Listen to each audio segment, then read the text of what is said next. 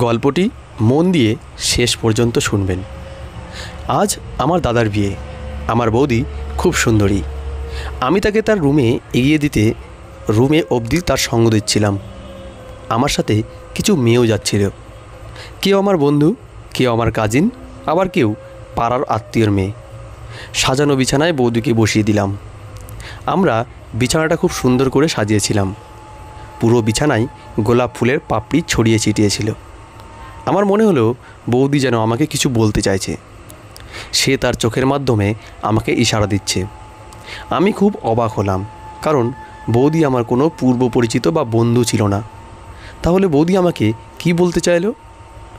বৌদিরা তো তাদের ননদের সাথেও কথা বলতেও পছন্দ করে না, কিন্তু বৌদি তার বিয়ের প্রথম রাতেই আমাকে কিছু গোপন কথা বলতে চাইছে, যা আমাকে খুব খুশি করেছিল।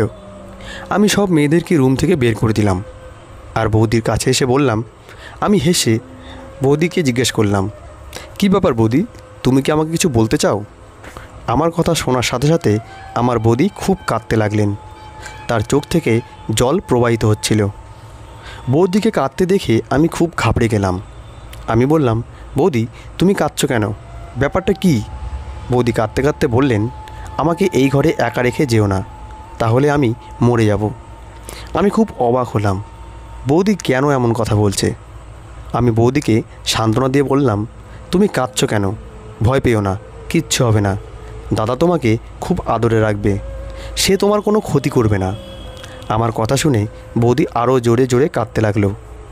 এখন আমি বৌদির এই অবস্থা দেখে ভয় পেতে শুরু করলাম। তখন আমি ভাবলাম যে এটা সব মেয়ের জীবনেই হয়। দাদা এলে বৌদি নিজেই ঠিক হয়ে যাবে। আমি উঠে চলে যেতে চাইলাম, কিন্তু বৌদি আমার পা চেপে ধরল। ভগবানের দোহাই, এটা করো না, আমি মরে যাব। আমার মান সম্মান কিছুই অবশিষ্ট থাকবে না। বৌদির কথা শুনে আমি খুব অবাক হলাম। তোমার মান সম্মান কেন যাবে?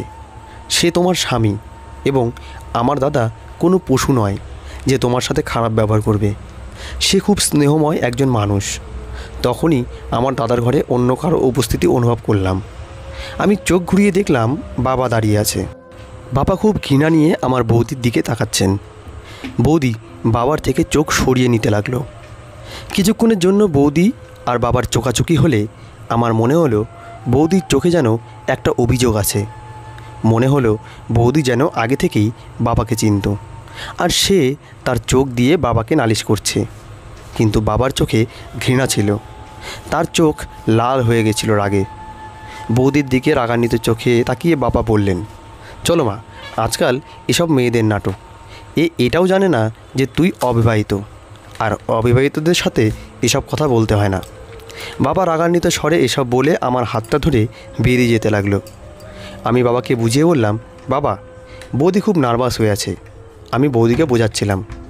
বৌদি আমাকে সেরকম কিছুই বলেনি, সে শুধু আমাকে কিছুক্ষণ তার সাথে রুমে থাকতে বলেছে। কিন্তু বাবা আমার হাত ধরে টেনে বললেন, বাইরে এসো, আমি তোমাকে একটা কথা বলবো। তিনি ঘর থেকে বেরিয়ে পকেটে হাত দিয়ে 5,000 টাকা বের করে আমার হাতে দিলেন এবং বললেন, এটা রাখ। এত টাকা দেখে আমি অবাক হয়ে বললাম, বাবা, আমাকে এত টাকা দিচ্ছ কেন? বাবা আরও 5,000 টাকা দিয়ে বললেন, এই না, পুরো 10,000 টাকা তোমার। এত টাকা পেয়ে আমি আনন্দে আত্মহারা হয়ে সঙ্গে সঙ্গে টাকাটা হাতে তুলে নিলাম। বাবা আবার বললেন, কিন্তু বাবা, তোমাকে আমার একটা কথায় রাজি হতে হবে। আমি অবাক হয়ে বললাম, বাবা, কী এমন কথা? আমি তো তোমার সব কথাই শুনি। বাবা বললেন, আমার একটা কথা মেনে চলবে। আজ থেকে তোমার বৌদি যতই চিৎকার চেঁচামেচি করুক না কেন, তুমি ওর ধারে কাছেও যাবে না, ওকে পাত্তাও দেবে না। ও একটা বিবাহিত মহিলা, ওর নিজের সমস্যা নিজেই সমাধান করে নেবে। তোমার ওদের ঝামেলায় জড়ানোর দরকার নেই। ঠিক আছে, এক কাজ করো, এখন তুমি এখান থেকে যাও। বাবার কথা শুনে আমি হাতে মাথা নেড়ে সেখান থেকে চলে যেতে লাগলাম। ভাবলাম বাবাও আমার সাথে যাবে, কিন্তু বাবা সেখানেই দাঁড়িয়ে থাকলো। দেখে অবাক হলাম। যাওয়ার সময় আমি ঘুরে দেখলাম বাবা বৌদির রুমের দিকে যাচ্ছেন। আমি খুব অবাক যে উনি আমাকে বৌদির রুম থেকে বের করে নিজেই বৌদির রুমে যাচ্ছেন। আমি খুব রেগে গেলাম, আর রেগে মায়ের রুমে চলে গেলাম। আমাকে রাগী দেখে মা জিজ্ঞেস করলেন, কী ব্যাপার অনিতা, তুমি এত রেগে আছো কেন? মা এই কথা জিজ্ঞেস করতেই আমি মাকে বললাম যে বাবা আমাকে বৌদির ঘর থেকে বের করে দিয়ে তিনি নিজেই বৌদির রুমে গেলেন।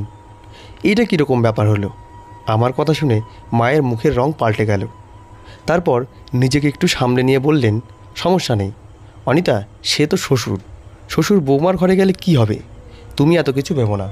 আমার মনে হলো মায়ের মন খারাপ তো ছিল, কিন্তু তা তিনি লুকিয়ে নিলেন। তারপর মা আমাকে বললেন, অনিতা এখন তুমি তোমার ঘরে গিয়ে ঘুমাও, এখন অনেক রাত হয়ে গেছে। মায়ের কথায় আমি সন্তুষ্ট হতে পারলাম না। আমার মনের মধ্যে যে জিনিসটা গেঁথে গেছে তা বের করতে পারলাম না। কেন বাবা আমাকে বৌদির রুম থেকে বের করে নিজে বৌদির রুমে গেল? এসব চিন্তা করতে করতে রুমে এসে ঘুমানোর চেষ্টা করলাম, কিন্তু ঘুমাতে পারলাম না। আমার বৌদির কান্না ভেজা মুখটা বারবার চোখের সামনে ভাসতে লাগলো। বৌদি কেন এত টেনশনে ছিল? সে কেন এত ভয় পাচ্ছিল? তৃষ্ণা পেলে জল খাওয়ার উদ্দেশ্যে রান্নাঘরে গেলাম। বাইরের হলঘরে তাকিয়ে দেখি দাদা সোফায় বসে মন খারাপ করে সিগারেট টানছে। একটু কাছে গিয়ে দেখি তার চোখেও জল। এতে আমার মনে একটা খটকা লাগলো। দাদার উচিত ছিল এই সময় বৌদির সাথে থাকা, কিন্তু দাদা বাইরে হলে বসেছিল। তার মানে দাদা বৌদির সাথে খুশি নয়। দাদার প্রতি আমার সহানুভূতি এলে দাদার কাছে গিয়ে জিজ্ঞেস করলাম, দাদা তুমি এই সময় বাইরে কি করছো? তোমার বৌদির সাথে থাকা উচিত ছিল। আমার কথা শুনে দাদা আমার দিকে তাকালো, আমাকে রেগে বলল, তুইও বাবার চামচা হয়ে এসেছিস, এখান থেকে চলে যা, আমাকে একা থাকতে দে। কিন্তু দাদা তুমি এমন কেন বলছো? বাবা আমাকে পাঠাননি, তোমাকে এখানে অস্থির অবস্থায় দেখছি বলে এসেছি। দাদা রাগ করে বলল, যা এখান থেকে। আমার চোখে জল চলে এলো, তাই আমি ওখান থেকে সরে যেতে চাইলাম। এমন সময় দাদা বলল, আচ্ছা শোন, রান্নাঘর থেকে ম্যাচটা এনে দে তো। আমি ভাবলাম হয়তো দাদা সিগারেট জ্বালানোর জন্য ম্যাচ চাইছে। আমি রান্নাঘর থেকে একটা ম্যাচ বক্স এনে দাদাকে দিলাম। কিন্তু এইটা কি? দাদার কর্মকাণ্ড দেখে আমি হতবাক হয়ে গেলাম। দাদা ম্যাচ জ্বালিয়ে বাবার দেওয়া উপহারটা জ্বালিয়ে দিতে লাগলো। বাবা দাদাকে একটি খুব সুন্দর শেরওয়ানি বিয়েতে পরার জন্য উপহার দিয়েছিল, এবং দাদা সেই শেরওয়ানিটি জ্বালিয়ে দিল। আমি হতবাক হয়ে দ্রুত এগিয়ে গিয়ে আগুন নেভানোর চেষ্টা করতে লাগলাম আর বললাম, দাদা তুমি এটা কি করছো? বাবা তোমাকে এত সুন্দর একটা উপহার দিয়েছে আর তুমি সেটা জ্বালিয়ে দিচ্ছ। হঠাৎ দাদা রেগে গিয়ে বলল, অনিতা এখান থেকে চলে যা, আমাকে কোনো প্রশ্ন করার দরকার নেই, শুধু আমার চোখের সামনে থেকে চলে যা। দাদার রাগ দেখে আমি কাঁপতে লাগলাম এবং কাঁদতে কাঁদতে রুমে চলে আসলাম। সারা রাত ঘুমাতে পারিনি। ভোর 5টায় ঘুম আসলো, কিন্তু ভোর 6টায় আবার ঘুম ভেঙে গেল। বাইরে এসে দেখি বাবা সোফায় খুব গম্ভীরভাবে বসে আছেন। আমাকে দেখেই তিনি বললেন, আমি আমার বৌমার জন্য সকালের নাস্তা বানাতে যাচ্ছি। সত্যিকারের মেয়ে পুত্রবধূরাই হয়, মেয়েরা তো অন্যের সম্পদ। আমি বাবার পিছু পিছু রান্নাঘরে এসে দেখলাম বাবা সত্যিই বৌদির জন্য নাস্তা তৈরি করছেন। আমি অবাক হয়ে ভাবলাম, কেন বাবা বৌদিকে নিয়ে এত চিন্তিত? আমি বাবাকে বললাম, বাবা তুমি বৌদির জন্য নাস্তা তৈরি করছো কেন, আর বৌদিকে নিয়ে এত চিন্তিত কেন? আমার কথা শুনে বাবা বললেন, সে আমার ছেলের বউ, আমি ওকে নিয়ে চিন্তা না করলে কে চিন্তা করবে? তোমার মা এমনিতে সব কিছুতে গজগজ করতে থাকে, নতুন পুত্রবধূর জন্য নাস্তা তৈরি করবে কি না তার ভরসা নেই। এদিকে মাও এলেন। আমাকে হতবাক করে দাঁড়িয়ে থাকতে দেখে এবং বাবাকে নাস্তা তৈরি করতে দেখে তিনি কিছুটা হতবাক হয়ে তাকিয়ে রইলেন। তারপরে আমাকে বুঝতে না দিয়ে তিনি আমাকে বললেন, এক কাজ কর মা, তুই বাইরে গিয়ে অপেক্ষা কর, আমি তোর জন্য নাস্তা তৈরি করে আনছি। বাড়িতে সব কিছুই অদ্ভুত হচ্ছিল, কেউ আমাকে কিছুই বলছে না। আমারও মাথা হালকা ব্যথা করছে। আমি মাথা নেড়ে সব কথা মন থেকে সরিয়ে নিজের রুমের দিকে যেতে লাগলাম। তখনই দাদা আর বৌদিকে তাদের রুম থেকে বের হতে দেখলাম। বৌদি সাদা কাপড় পরেছিলেন এবং তিনি কোনো মেকআপ করেননি। দাদাকেও মন মরা লাগছিল। বৌদিকে দেখে আমি হতবাক হয়ে গিয়েছিলাম। তার মধ্যে নববধূর কোনো লক্ষণ নেই। দাদা আর বৌদি এসে নাস্তার টেবিলে বসলো। রুমে না গিয়ে আমিও নাস্তার টেবিলে বৌদির পাশে এসে বসলাম। আমি পুরোপুরি বসতেও পারিনি। হঠাৎ বাবা রেগে বললেন, অনিতা রাতে তোকে কি বুঝিয়েছিলাম এই ব্যাপার থেকে দূরে থাকতে? তোকে বলেছিলাম না তোর বৌদির থেকে দূরে থাকতে? আমার কথা তোর কানে যায়নি। ভালো মেয়েরা বাবা মা যা বলে তাই শোনে। বাবার কথা তোর মেনে চলা উচিত। বাবার কথা শোনার পর দাদা বাবার দিকে খুব রাগান্বিত দৃষ্টিতে তাকিয়ে বলল, বাবা আমরা এতটাও ভালো না। বাবা দাদার কথা শুনলেও তাকে অগ্রাহ্য করলেন। আমি না উঠে সেখানেই বসে নাস্তা খেতে লাগলাম। নাস্তা করা মাত্র 5 মিনিট হয়েছিল, তখনই কেউ দরজায় টোকা দিল। দরজায় টোকা পড়লে বৌদির মুখটা একেবারে সাদা হয়ে গেল। দাদা আর বাবা দরজা খুলতে গেলেন। বৌদি তাদের পিছনে গেল, আমিও তাকে অনুসরণ করলাম। এমন সময় আমার মা আমাকে থামিয়ে বললেন, তোর বাবা তোমাকে কি বলেছে যে বড়দের মধ্যে নিজেকে জড়ানোর দরকার নেই? এখানে বসে নাস্তা কর আর নিজের রুমে যা। 10 মিনিট হয়ে গেল, বাবা, দাদা আর বৌদি বাইরে গেছে, কিন্তু তারা এখনও ভিতরে আসেনি। এতক্ষণ ধরে কী নিয়ে কথা হচ্ছিল জানি না, আমি জানতাম না কে সেই ব্যক্তি। মা চুপচাপ বসে সকালের নাস্তা খাচ্ছিল, যেন কোনো চিন্তাই নেই। আর কিছু সময় পরে আমি আমার বৌদির জোরে চিৎকার শুনতে পেলাম। আমি সাথে সাথে উঠে দৌড়ে বাইরে যেতে চাইলাম। তখন মা আমার হাত ধরে বলল, অনিতা, তুই একেবারে বুঝতে পারিস না কেন? তোকে এই ব্যাপারটা থেকে দূরে থাকতে হবে। আমি রেগে গিয়ে বললাম, মা, বৌদির কিছু হয়েছে, সে চিৎকার করছে, আমাদের বাইরে গিয়ে দেখা উচিত। মা আমার কথার কোনো জবাব দিল না, তিনি শুধু নীরবে চোখের জল ফেলছিলেন। আমি চিৎকার শুরু করলে তিনি বললেন, অনিতা, আমি কিছু করতে পারবো না, আমাকে আমার সংসার ভাঙার হাত থেকে বাঁচাতে হবে। আমি অসহায় অনিতা, আমি কিছু করতে পারছি না মা। বাবা আর দাদা বাইরে থেকে দরজা বন্ধ করে দিয়েছিল। আমি দরজায় জোরে ধাক্কা দিচ্ছিলাম, কিন্তু কেউ দরজা খুলল না। বৌদির চিৎকার এখন আরও জোরে জোরে হতে শুরু করেছে। সে জোরে জোরে চিৎকার করতে থাকলো। প্রায় 2-3 ঘন্টা পর বাবা দরজা খুলল, আর তারা তিনজনই ভেতরে এলো। বৌদি তার রুমের দিকে গেল, আমিও বৌদির সাথে তার রুমে যেতে লাগলাম। তখন বাবা রেগে বললেন, এই বেহায়া মেয়ের কাছে যাওয়ার দরকার নেই। এবার আমিও একটু রেগে গিয়ে বললাম, বাবা, তুমি এমন কেন বলছো? তুমি বৌদিকে বেহায়া বলছো কেন? বাবা আমার কথার কোনো জবাব না দিয়ে চলে গেলেন। আমিও রাগ করে বললাম, এই বাড়িতে শান্তি বলে কিচ্ছু নেই, এখানে সবাই কেমন যেন। এই বলে আমার রুমে চলে গেলাম। কিন্তু আমি দাদা আর বৌদিকে নিয়ে চিন্তায় ছিলাম, আর সবথেকে বেশি চিন্তায় ছিলাম বৌদির জন্য। বাড়ির সবাই এদিক ওদিক চলে গেলে আমি লুকিয়ে চুপচাপ বৌদির রুমে চলে আসি। বৌদির সাথে দেখা করে তাকে জিজ্ঞেস করতে চাইছিলাম, এত চিৎকার করছিলে কেন? সকালে কে আমাদের বাড়িতে এসেছিল?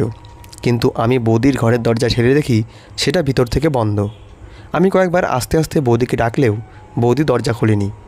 আমি দরজায় কান লাগিয়ে শোনার চেষ্টা করলে ভেতর থেকে বৌদির কান্নার আওয়াজ ভেসে আসছিল। আমি আবার আমার বৌদিকে ডাকতে যাচ্ছিলাম, হঠাৎ কেউ আমাদের বাইরের দরজায় টোকা দিল। আমি বাইরের দরজা খুলতে গিয়ে দেখি আমাদের এলাকার একজন মহিলা দাঁড়িয়ে আছেন, আর তার মুখে বাঁকা হাসি। আমার দিকে তাকিয়ে বললেন, অনিতা, তোমার মা কোথায়? আমি ওই মহিলাকে ভিতরে এনে সোফায় বসিয়ে মাকে ডাকলাম। মাও এসে তার কাছে বসলেন। এদিক ওদিকের কথা বলার পর মহিলাটি বললেন, সকালে তোমাদের বাড়িতে কি হয়েছিল? তোমার বৌমা খুব জোরে চিৎকার করছিল কেন? এটা কেমন ব্যাপার? 2 দিনও পার হয়নি বিয়ের, আর এখনই তোমরা এই নাটক শুরু করেছো? এই মহিলার কথা শোনার পর মা বললেন, এ ব্যাপারে আমি কিছু বলতে পারবো না, এটা আমার স্বামীর ব্যাপার, তিনি নিজেই সমাধান করবেন। মায়ের কথা শুনে মহিলাটি বললেন, আরে দিদি, এটা কেমন কথা? তোমার স্বামীর ব্যাপার? এটা তো তোমার ছেলের ব্যাপার, তোমারও এই ব্যাপারটা দেখা উচিত। মা আর কিছু না বলে চুপচাপ উঠে নিজের রুমে চলে গেলেন। মহিলাও মন খারাপ করে নিজের বাড়িতে চলে গেলেন। আমি মায়ের পিছন পিছন রুমে এসে দেখি মা বসে বসে কাঁদছেন। আমি মায়ের কাছে এসে তাকে চুপ করানোর চেষ্টা করলাম। মা, কী হলো? এই বাড়িতে কী সব হচ্ছে? কেউ আমাকে কিছু বলছে না কেন? আমার কথা শুনে মা বললেন, অনিতা, তুই এখনও ছোট, এই ব্যাপারে জড়াস না, তোমার বাবা সব ঠিক করে দেবে। এই বলে মা চাদর গায়ে দিয়ে শুয়ে পড়ল। আমি কিছুক্ষণ মায়ের কাছে বসে তারপর বেরিয়ে এলাম, আর বেরিয়ে এসে সোফায় বসে পড়লাম। মাত্র 5 মিনিট হলো বসেছি, তখনই বৌদি তার রুম থেকে বেরিয়ে এলো। তারপর আমাকে বলল, অনিতা, আমাকে একটা কাগজ আর কলম দাও তো। বৌদি কাগজ কলম দিয়ে কি করবে জিজ্ঞেস করলে বৌদি আমার দিকে রাগি চোখে তাকাতে লাগলো। আমি চুপচাপ কলম আর কাগজ এনে বৌদির হাতে দিলাম। কাগজপত্র নিয়ে বৌদি তার রুমে গেল, আর দরজা ভিতর থেকে বন্ধ করে দিল। আমিও আমার রুমে এসে বিশ্রাম নেওয়ার উদ্দেশ্যে শুয়ে পড়লাম। বাড়িতে কি হচ্ছে কিছুই বুঝতে পারছিলাম না। সন্ধ্যায় দাদা অফিস থেকে এলে সেও না খেয়ে রুমে ঢুকে গেল। কিছুক্ষণ পরেই যেন বাড়িতে ঝড় শুরু হয়ে গেল। দাদার রুম থেকে জোরে জোরে চিৎকারের আওয়াজ ভেসে আসছিল, কিন্তু এবার সেটা বৌদির নয়, দাদার আওয়াজ। আমি দৌড়ে দাদার রুমে ঢুকে দেখি দাদা জোরে জোরে চিৎকার করছে। মা বাবাও দাদার রুমে এসে গেল। দাদা চিৎকার করে বলছিল, বাবা, নন্দিনীকে বাঁচাও, ও মরে যাবে, প্লিজ বাবা, নন্দিনীকে বাঁচাও। দাদা বৌদির দিকে ইশারা করতে করতে বলল। অমনি ঘটনা দেখতে বৌদির কাছে গেলে সে মুখ থুবড়ে পড়েছিল এবং মুখ দিয়ে রক্ত বের হচ্ছিল, যা দেখে আমিও চিৎকার করতে লাগলাম। আমার দাদা জোরে জোরে চিৎকার করে বাবাকে বলছিল, প্লিজ বাবা, নন্দিনীকে বাঁচাও, ওকে হাসপাতালে নিয়ে যেতে হবে। কিন্তু বাবা বললেন, না বিক্রম, আমরা ওকে হাসপাতালে নেব না। সে নিজেই নিজের মৃত্যুকে আমন্ত্রণ জানিয়েছে। নিজের মৃত্যুর জন্য সে নিজেই দায়ী। সে আত্মহত্যা করেছে। আমরা তাকে হাসপাতালে নেব না। এই বলে বাবা এগিয়ে এসে বৌদির খোলা চোখ বন্ধ করে দিল। বৌদি এই পৃথিবী ছেড়ে চলে গেছে। আমি চিৎকার করে কাঁদছিলাম। মায়ের চোখ থেকেও জল গড়িয়ে পড়ছিল। বৌদি আর আমাদের মাঝে নেই, এটা আমি মানতে পারছিলাম না। আমার দাদা অজ্ঞান হয়ে বিছানায় পড়ে গেল। আমি বৌদির দিকে তাকিয়ে চোখ বুজে কেঁদে উঠছিলাম। ওর সেই নিষ্পাপ আর ভীত মুখটা বারবার চোখের সামনে ভেসে আসছিল। আমার বৌদি কেমন করে কাঁদতেন আর আমাকে বলতেন, প্লিজ অদিতি, আমার কাছ থেকে যেও না, আমি মরে যাব। সবাই উদ্বিগ্ন হয়ে দাঁড়িয়েছিল। বাবার মুখে ছিল গভীর নীরবতা। তারপর তিনি দাদাকে বললেন, বিক্রম, নন্দিনীর পরিবারকে ফোন করে তাকে নিয়ে যেতে বলো। দাদা নন্দিনীর পরিবারকে ডাকলেন। তারা এসে ক্ষোভে চেঁচামেচি করতে লাগলো এবং দাদার নামে অভিযোগ করতে লাগলো যে তুমি আমাদের মেয়েকে মেরে ফেলেছ। কোথায় আমাদের সুন্দরী বোন আর কোথায় তুমি, সাধারণ চেহারার একজন? তুমি আমাদের মেয়ের প্রতি বিরক্ত ছিলে কারণ লোকেরা তোমাকে বলতো বাদরের গলায় মুক্তোর মালা ঝুলছে। সম্ভবত সে কারণেই তুমি আমাদের মেয়েকে মেরেছ। তুমি যখন তাকে রাখতেই পারবে না, তাহলে কেন তাকে বিয়ে করে আনলে? আমাদের মেয়ের ময়নাতদন্ত করলে এবং পুলিশ তদন্ত করলেই বুঝতে পারবে তুমি আমাদের মেয়ের খুনি। বৌদির বাবার বাড়ির লোক দাদাকে ধমকে এবং দোষারোপ করে তারা চলে গেল। বাবাও গভীর চিন্তায় মগ্ন ছিলেন। তিনি আমাদের সবাইকে বৌদির ঘর থেকে বের করে দিলেন আর আমরা সবাই বাইরে গিয়ে বসার পর বাবা ভিতর থেকে রুমটা বন্ধ করে দিলেন। আমি বুঝতে পারছি না বাবা রুমের ভিতর বসে কি করছেন। বৌদির বাড়ির লোক বৌদির বডি নিয়ে গেলেও বাবা ঘরের দরজা দিয়ে বসে রইলেন। নিজে বাইরে বেরোচ্ছেন না আর কাউকে ভেতরেও যেতে দিচ্ছেন না। কিছুক্ষণ পর পুলিশ আমাদের বাড়িতে এসে দাদাকে তুলে নিয়ে গেল। অনেকক্ষণ জিজ্ঞাসাবাদ করার পর পুলিশ দাদাকে ছেড়ে দেয়। পুলিশের টিমও আমাদের বাড়িতে এসেছিল। বাবা বাড়ির কাউকে ভেতরে আসতে না দিলেও তিনি পুলিশকে ভেতরে আসতে দিলেন। বাবা পুলিশকে কি বললেন জানি না। তিনি ঘরের সব কিছু পুলিশকে ঘুরিয়ে ঘুরিয়ে দেখাচ্ছেন। পুরো রুম তল্লাশি করে পুলিশ চলে গেছে। মা দাদার কান্নাকাটি করে অবস্থা খারাপ। বাবাও চুপচাপ বসে আছেন। অবশেষে সহ্য করতে না পেরে রাগে ফেটে পড়লাম। তোমরা আমাকে কিছু বলছো না কেন? বাড়িতে কি হচ্ছে? আমি কিছুই বুঝতে পারছি না। এখন আমি এমন বাচ্চা নই যে আমার বাড়ির বিষয় বুঝতে পারবো না। আমিও বিবাহযোগ্য এবং আমারও অধিকার আছে এই বাড়িতে কি হচ্ছে সে সম্পর্কে সব কিছু জানার। আর তোমরা আমাকে কিছুই বলছো না। বাবা কিছুক্ষণ আমার দিকে তাকিয়ে থাকলেন। তারপর আমার হাত ধরে তার কাছে বসিয়ে বললেন, অনিতা, আমি তোমাকে সব বলবো। তুমি জানো এখানে কী ঘটনা ঘটেছে? আগে নন্দিনী এই বাড়ির সম্মান ছিল, কিন্তু এখন নন্দিনী আমাদের মধ্যে নেই। লোকেরা ওকে নিয়ে নানা রকম কথা বলে, কিন্তু আমাদের ওকে আড়াল করে রাখতে হয়। এই বলে বাবা একটা চিঠি আমার দিকে বাড়িয়ে দিলেন। চিঠিটা হাতে নিতেই চিনতে পারলাম এটা সেই কাগজ যেটা আমি কাল রাতে আমার বৌদিকে দিয়েছিলাম। কাপা হাতে চিঠিটা নিয়ে পড়তে লাগলাম। চিঠি পড়তে পড়তে পায়ের নিচ থেকে মাটি সরে যাচ্ছে। চিঠিটা বাবার হাতে তুলে দিয়ে কাপা কাপা স্বরে বললাম, বাবা, কিন্তু এই সবের পেছনে যে দায়ী তার নামটা তো তুমি বলনি। বাবা মন খারাপ করে বললেন, অনিতা, তাহলে তুমিও তোমার দাদার মতো আমাকে অপরাধী ভাবছো। আমি বললাম, না বাবা, আমি তোমার দোষ দিচ্ছি না। তুমি কোনো ভুল করতে পারো না। তোমার প্রতি আমার পূর্ণ বিশ্বাস আছে। কিন্তু কেউ তো আছে যার কারণে এইসব হয়েছে। বাবার মুখ ফ্যাকাশে হয়ে আবার ঠিক হয়ে গেল। বাবা দুঃখের সাথে বললেন, হ্যাঁ মা, এসবের জন্য যে দায়ী তাকে পুলিশই খুঁজে বের করবে। এটা আমাদের কাজ না। আমরা ভদ্র মানুষ। বাবা যখন এইসব কথা বলছিলেন, দাদা এসে হঠাৎ বাবার পায়ের কাছে বসে কেঁদে ফেললেন। বললেন, বাবা, আমাকে ক্ষমা করে দিন। আমি তোমাকে সন্দেহ করেছিলাম। আমি জানতাম না নন্দিনী এমন একটা মেয়ে। যখন সে তোমার দোষ দিচ্ছিল আমি তার কথা বিশ্বাস করেছিলাম। নন্দিনী কাঁদতে কাঁদতে আমাকে বলে, তোমার বাবা আমাকে ভয় দেখিয়ে হুমকি দিয়ে আমার সঙ্গে অবৈধ সম্পর্ক করতে চায়। নন্দিনী আমাকে তার কাছে আসতে দেয়নি এবং আমাকে তার স্বামীর মর্যাদাও দেয়নি। সে আমাকে বলেছিল যে তুমি যদি আমার কাছে এসে আমার সাথে সম্পর্ক স্থাপনের চেষ্টা করো তবে তোমার বাবা আমাকে মেরে ফেলবে এবং আমার বাড়ির লোকেদেরও মেরে ফেলবে। তুমি তাকে আমার কাছ থেকে দূরে থাকার হুমকি দিয়েছিলে। আমি না চাইলেও নন্দিনীর কথাগুলো বিশ্বাস করেছিলাম এবং সেই কারণেই আমি সেই রাতে টেনশনে বাইরে ঘোরাঘুরি করেছিলাম। এমনকি তোমার দেওয়া উপহারে আগুন ধরিয়ে দিয়েছিলাম। আমি খুব চাপের মধ্যে ছিলাম, কিন্তু মরার সময় নন্দিনী আমাকে সব কথা বলেছিল যে তোমার বাবা নির্দোষ। আমি তো তোমার বাবাকে চিনতামও না, বরং আমার এক বন্ধুর সাথে আমার সম্পর্ক ছিল। সে আমার সাথে আমার কলেজে পড়তো। আমরা দুজনেই প্রেম করতাম এবং আমরা দুজনেই স্বামী স্ত্রীর মতো থাকতে শুরু করেছিলাম। আমরা বিয়ে করিনি, কিন্তু খুব তাড়াতাড়ি বিয়ে করতাম। কিন্তু ততক্ষণে আমার বিয়ে হয়ে গেছে। নন্দিনী জানান তার প্রেমিক তাকে হুমকি দিতে শুরু করে। সে বলে যে তুমি যদি তোমার স্বামীর সাথে সম্পর্ক করো তাহলে আমি তোমাকে শেষ করে দেব। আমার কাছে তোমার কিছু পুরনো ছবি আছে, সেগুলো ভাইরাল করে তোমার মান সম্মান নষ্ট করে দেব। কিন্তু সেদিন যখন নন্দিনীর বয়ফ্রেন্ড সেই সব ছবি দরজায় ছুঁড়ে দিয়েছিল, তখন আমি নিশ্চিত হয়েছিলাম যে নন্দিনী মিথ্যা বলছে। আমি খুব লজ্জিত হয়েছিলাম যে আমি আমার বাবাকে সন্দেহ করেছি। তাই আগে আমি নন্দিনীর গায়ে হাত তুলেছিলাম। বাবা, তুমি পুলিশকে সব সত্য বলে খুব ভালো কাজ করেছো এবং নন্দিনীর লেখা ওই চিঠিটাও পুলিশকে দেখিয়ে দিয়েছো। এখন আর কোনো সন্দেহ নেই যে নন্দিনী আত্মহত্যার কারণ তার প্রেমিক। নইলে তো ওই মহিলা চলে যাওয়ার আগে আমাদের বদনাম করে যেত। আমি আমার দাদার দিকে অপলক দৃষ্টিতে তাকিয়ে রইলাম। এমন সময় হঠাৎ আমি বাবাকে জিজ্ঞেস করলাম, কিন্তু বাবা, সেদিন তুমি আমাকে বৌদির রুম থেকে বের করে বৌদির রুমে নিজে গেলেন কেন? বাবা বললেন, সেদিন আমি নন্দিনীকে ফোনে কারোর সাথে কথা বলতে শুনেছিলাম এবং তাকে তার সব ছবি ফিরিয়ে দিতে বলছিল। সে নতুন জীবন শুরু করতে চায়। সে কাঁদছিল আর কারোর সাথে কথা বলছিল। তোমাকে ঘর থেকে বের করে দিয়েছিলাম যাতে তুমি এই বিষয়টি থেকে দূরে থাকো। আমি নিজেই নন্দিনীর সঙ্গে কথা বলে বিষয়টি গভীরে পৌঁছাতে চেয়েছিলাম। আমি নন্দিনীকে ভালোভাবে জিজ্ঞেস করার চেষ্টা করলাম, কিন্তু সে আমাকে কিছুই বলল না। উল্টে সে আমার উপর রেগে যেতে লাগলো যে তোমার লজ্জা করে না এইভাবে নতুন পুত্রবধূর ঘরে আসতে?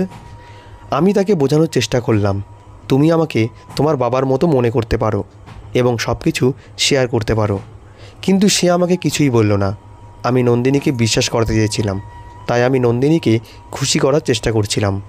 সকালে ঘুম থেকে ওঠার পর আমি তার জন্য নাস্তাও তৈরি করছিলাম, যাতে নন্দিনী বিশ্বাস করতে পারে যে তাকে আমি আমার নিজের মেয়ের চেয়েও বেশি ভালোবাসি। দাদা হাত জোর করে আবারও বাবার কাছে গিয়ে ক্ষমা চেয়ে বলল, বাবা, আমাকে ক্ষমা করে দিন। তবে যা হয়েছে ভালোর জন্যই হয়েছে। নন্দিনী আমাদের জীবনে দুঃস্বপ্নের মতো এসেছিল, যে সহজেই আমাদের সব ঝামেলা থেকে মুক্তি দিয়ে চলে গেল। আমি আশ্চর্য হয়ে দাদার দিকে তাকিয়ে রইলাম। তার মুখে কোনো অনুশোচনা নেই, কোনো দুঃখ নেই। লোকে সত্যি বলে যে মহিলা তার স্বামীর প্রতি ভালোবাসা অনুভব করে না, সেই মহিলাকে পুরুষরা কখনোই ভালোবাসে না, তাতে সে যত সুন্দরী হোক না কেন আর যত বড় বাপের বেটি হোক না কেন। বন্ধুরা, আজকের গল্পটি এই পর্যন্তই। তো আমাদের এই গল্পটি যদি ভালো লেগে থাকে তাহলে লাইক, কমেন্ট, সাবস্ক্রাইব করে আমাদের পাশে থাকবেন। আর ধন্যবাদ সবাইকে। ভালো থাকবেন।